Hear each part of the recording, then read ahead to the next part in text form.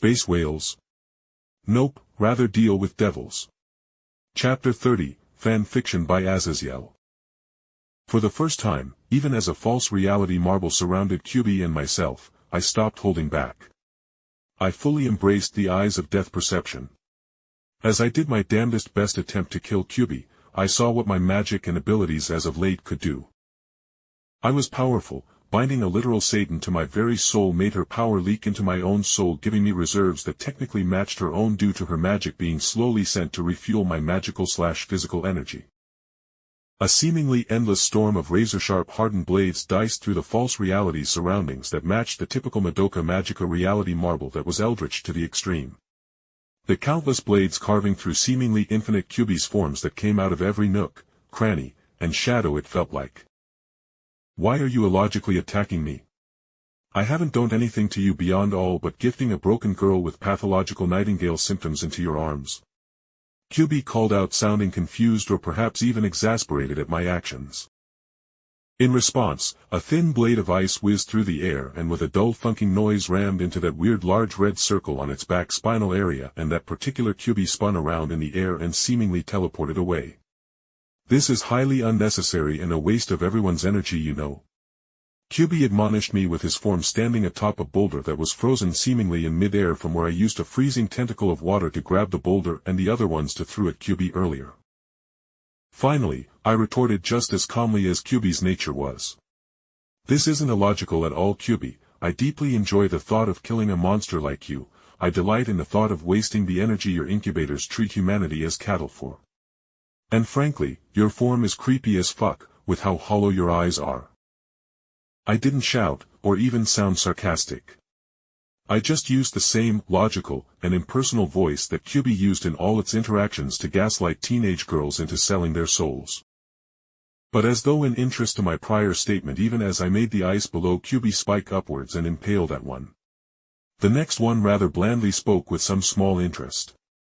Your soul is rather strong, and the shift in energy between hope and despair for men isn't so strong, but perhaps more studies need to be made. I do recall that men and older boys react most strongly to the concept of envy in which their women are stolen. The monster spoke, and as it did so I froze as out of the shadows came a new form of Kyubey.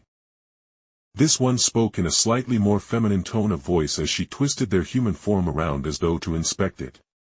The humanoid female Kyubey form was wearing the brown school uniform of Madoka and the rest school, and she was rather petite and short, but she had Kyubey's crimson ruby eyes, and her long white hair that trailed down to her knees had the same ends as those weird extra arm things that came out of Kyubey's animal ears, with those gold rings floating around her hair.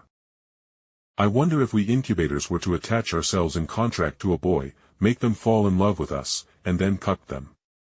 Would their shattering soul bring the same energy as the typical magical girl becoming a witch? Kyubey mused to itself, and in response I blurred forward and used the gender equality strike by drop-kicking Kyubey through a large stone pillar. Even as I rolled to my feet I said dryly, "What are you even doing, playing within a human form, Kyubey?" The broken human form that couldn't withstand being kicked through a literal stone pillar seemingly warped away as a new copy of that human form came out from behind another pillar, and I shivered at the off-putting and clearly manufactured pout upon its face. "Ah, does it fit me, Jake Barris?" Kyubey asked with some curiosity, but it still humored my question as it easily answered. The plan was, if Madoka was clearly reluctant to make a wish, an incubator would focus their attention upon them in a more humanoid state to better integrate with her. According to our human studies, that incubator would get close to Madoka and gaslight her into making a wish to turn that incubator in human form into a living human. Which would be wonderful, as then we could study how to turn our own incubators into humans to harvest more emotional energy. For a moment I took in Kyubey's form like any male could, and then I said flatly, "You have mosquito bites for tits. No man would be interested in you." And in response, Kyubey's head tilted to the side and said in confusion, "You human males would fornicate with a goat? How is my appearance a factor?" The only way I could retort was to make a spike of ice ram into Kyubey and slam her far into the distance, but as though teasing me, another one of these damned humanoid Kyubeys came out directly behind me, but this one was clearly more mature with clearly more feminine features, and she said, This one was made after the incubators questioned the logistics of taking on a more motherly role for Madoka should her mother pass away either by our own actions or by happenstance. Does this fit male interests, though? Kyubey asked with seemingly zero care as I pivoted and punched her several meters into the distance, and I sighed. Yes.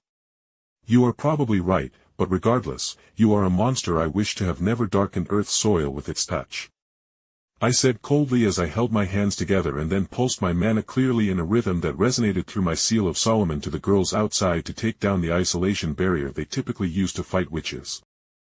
Coming out of the barrier where I kept Kyubey busy for a good 5 or so minutes, I saw Madoka talking with Hamura and Mommy Tomo in a whisper, while Seraphol was all but preening like a rooster at how Sayaka was standing beside her with a wry smile. Telling me things went well as I could already feel the devil's essence flowing from Sayaka's form. Then, as I looked away from Sayaka's blue-haired form, I heard Madoka say loudly, "Kyubey, I have a wish." "Why do you have boobs?" Madoka shrieked as she saw Kyubey's humanoid form standing beside me, uncaring of the brutal ways I killed her other forms, clones, or whatever she was. But the most damning thing was how Seraphol looked at me in shock, and no small amount of denial at the thought of me doing that with Kyubey, and I held up an X with my arms.